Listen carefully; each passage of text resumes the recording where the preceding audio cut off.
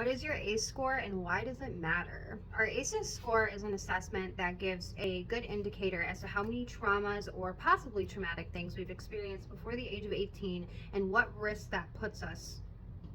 at, like what our risk scale is as far as like cardiovascular diseases, substance abuse disorder, other traumatic injuries, raising our children in a different way, putting ourselves in poor environments, having poor coping skills, being at risk for alcoholism, being at risk for smoking issues and strokes, heart attacks. There's a lot of risk indicators that go with childhood trauma because the brain does not grow to the capacity that it should have grown as if you had less trauma. Any point system over 4 indicates that you are, I believe, 50% or more at risk for a lot of these issues. If you haven't looked into your ACEs score, give it a check and see where you're at so you can properly maintain your coping skills and environment.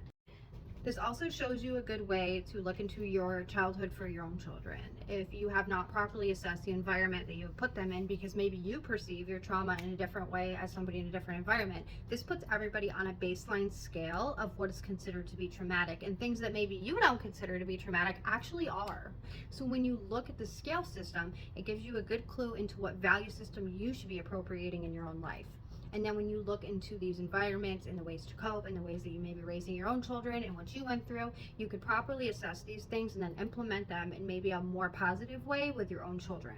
And this is why ACE scores are so good for us, because they teach us what we need to be looking into as far as our own lives and support systems. Because maybe our brain hasn't grown to its full capacity, it does not know how to cope, it's been releasing cortisol for years and years and years, and now we need to bring it down a bit and figure out ways to self-regulate.